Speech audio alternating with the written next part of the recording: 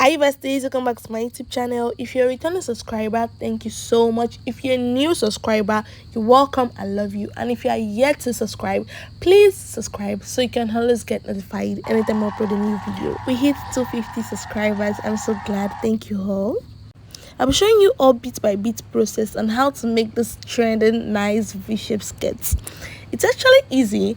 I made mine under 45 minutes. Let's see how long it takes to make yours.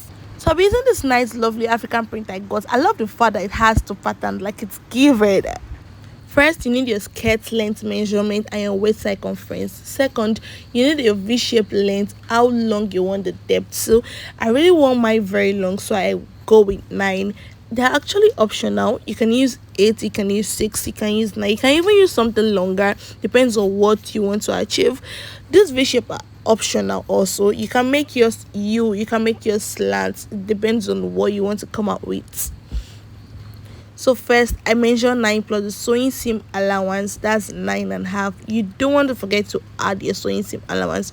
Always add your sewing seam allowance. I already fold my fabric into four equal parts. I don't want the zip at the back. I'm putting it at the side because I feel like it's more balanced at the side. I will always advise you to put your zip at the side if you're making something like this.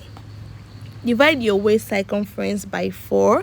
I'm working with 34. Divide 34 by 2, 17. Divide 17 by 2, 8.5. So I'm adding my 2-inch sewing seam allowance. You also need your hip circumference measurement.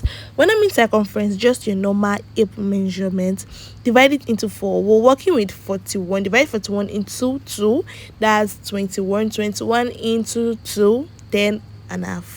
In all you do, don't ever forget to put your sewing seam allowance. It is very, very important. All my money make you carry me go Sambisa.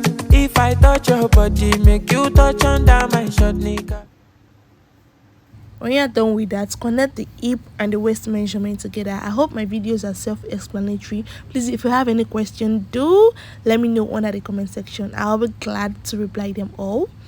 I'll be using 3 for my waist because I really want the V-shape to come out well and look nice. You can decide to go with 4, 5, something shorter, something longer. It depends on what you want to come out with. So I wanted mine to come out really nice and I want the V-shape to show well. So I'll be using 3, while the V depth is 9. I advise you use your ruler to roll out your V-shape so it can come out nicely. Don't try to do a freehand sketch. You might as well just run the shape.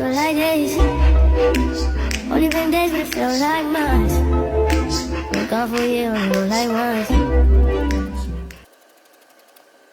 Cut out the shape carefully. Be careful so you don't mess with the shape. And please note, it's not safe to flip your fabric like this. I just had to do it because I wasn't comfortable cutting it out like this. And I really don't want to ruin my V-shape. I really don't want to. Always in my views, but never in my likes. Don't forget our general skirt length is 20. 20 minus 3, that's 17. Do not forget to add your sewing seam allowance when cutting the extra fabric to pleat under your skirts. After cutting the actual skirt length, that's 17 plus the sewing seam allowance, that's 18.5. Make sure your fabric is very, very long because you don't want to join when doing the gathers. I already cut out my lining for the V part. I would advise you lining it. Down part are optional. You can decide to lining your gathers. You can decide to just plait, fold, and iron.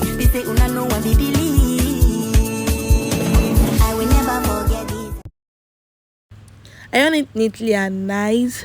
Measure well and sew. Don't forget you're only sewing one part of the skirt. The other part will be the zip seam allowance. Give me peso, extendo. I carry pictures like I'm Greco. When you're done with the V part, fold the fabric you'll be using for your gathers. I dey sing, you dey dance, you dey wine. When you cry, I go wipe your eyes. Give me your bag, make I feel a moto. I'm the only one, you don't need another. I hold you down. After the folding process, split your fabric on the V-shape. Give me love when I'm gone, I ain't gonna need it. And don't give me. Sew both sides up together and don't forget to leave few inches for your zip. cut a 4-inch band and fix just like this. You can also make your skirt bandless by folding it in before joining both sides, but I love my skirt with bands, so here we go. Please make sure to like, share and subscribe. This low, not for me.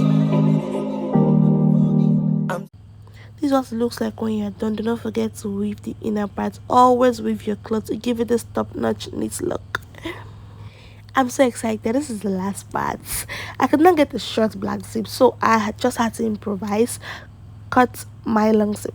If you're a returning subscriber, you'll notice I always change my machine foot when I need to fix my zip. I'm fixing my invisible foot, which I use to sew invisible zip, but I actually use mine for any type of zip. I don't know if they have an invisible foot for industrial machine, but you can just run a check around the market. It makes things easier, make your zip dope and top notch.